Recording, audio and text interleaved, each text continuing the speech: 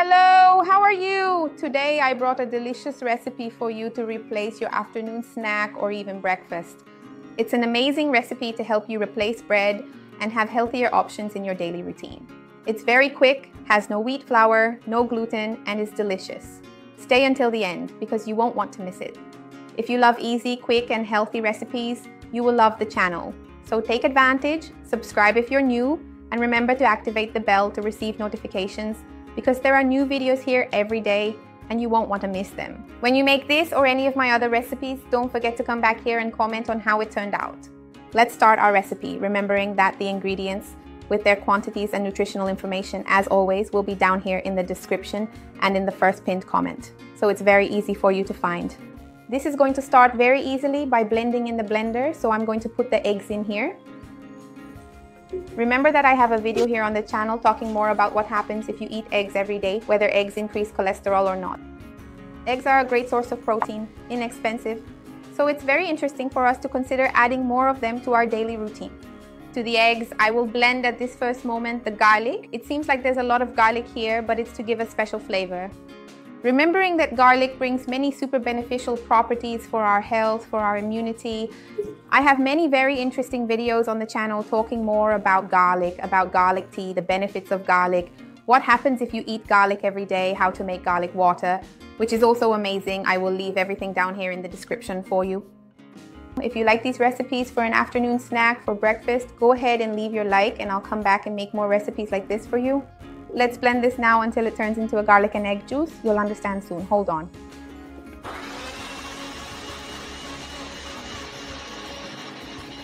Blend well in the blender so there are no pieces of garlic left, so no one bites into a piece of garlic when eating the recipe.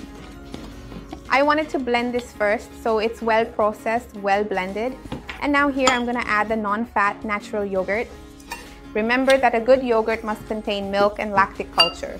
Sometimes it may have reconstituted milk, but in any case, ideally, it should have 2 or at most 3 ingredients on the label.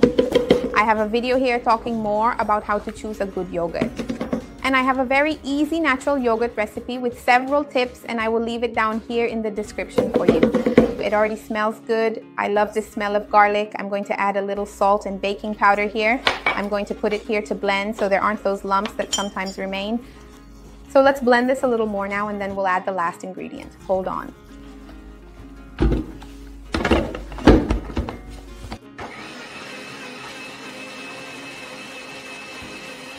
So I'm done here. I'm going to put this now inside this bowl of mine because I'm going to mix this preparation with the other ingredients that are missing.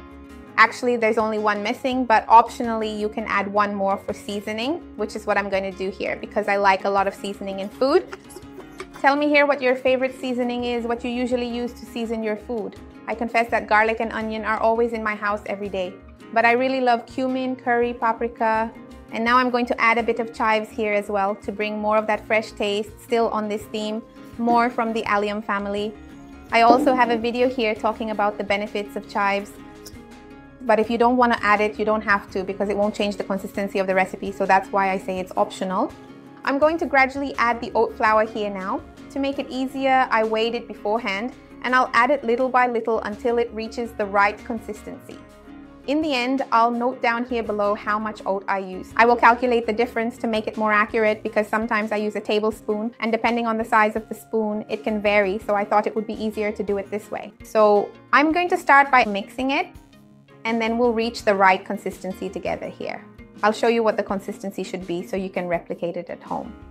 So let's keep mixing here. I like to mix with this whisk to avoid having too many lumps from the oat flour and everything else. But if you don't have one, there's no problem at all if you mix with a spoon. And remember that oat flour ends up being an excellent option because it is very rich in protein, very rich in fiber, it is rich in beta-glucan, helps to lower cholesterol, and naturally it is gluten-free, so it's a super healthy option. Let's mix well here until we reach the right consistency. I'll show you in a moment. Hold on. When it reaches about this consistency here, look, you stop adding flour. You saw that I stopped here. I won't use it all. I will weigh it and put it in the description below for you to see. Because oats have the ability to absorb liquid, if we keep adding too much oats, the dough will become very heavy, hard to chew, and not as tasty. So when it's like this, you stop. I'm going to get the stove now, arrange things here, It will take about 5 minutes, which is the time we need, and I'll be back for us to finish. Look, about 5 minutes have passed here, and look how my consistency has changed. Our dough becomes really much more consistent, so do what I said. I've already greased my frying pan here with a little olive oil, and now we're going to put it here. So now I'm going to carefully position them here in the frying pan.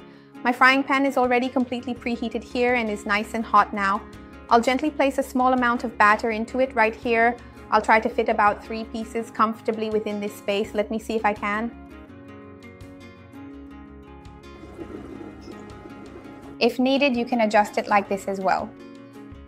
And then after that, we will cover the pan to cook it inside more easily and evenly. I'll be back with them ready here so we can try them. Hold on.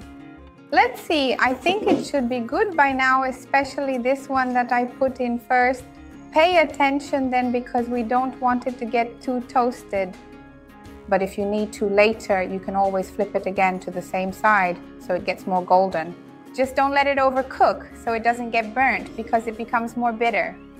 But look, for now it's perfect. Later, I might even flip it a bit more on the other side. Now I'm going to cover it again. Here, wait for them to cook evenly, and I'll be back so we can try them. Look, so you can see how it's turning out. If it gets more golden, it looks super nice. I'm even going to flip these here a bit more to that first side. I'll let them cook a bit more on this side here, and then I'll come back to taste.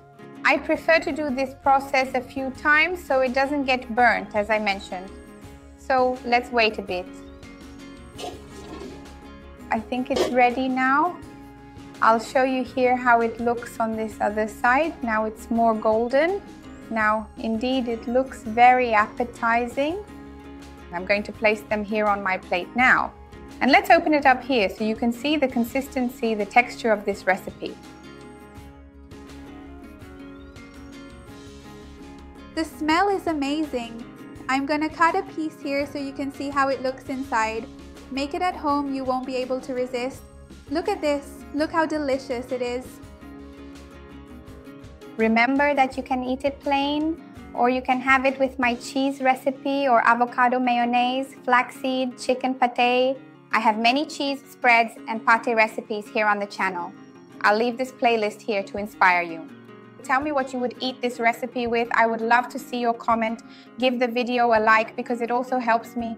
And share it with those who will like it, with those who need it. Let's together expand this chain of good, which is what I want here on the channel.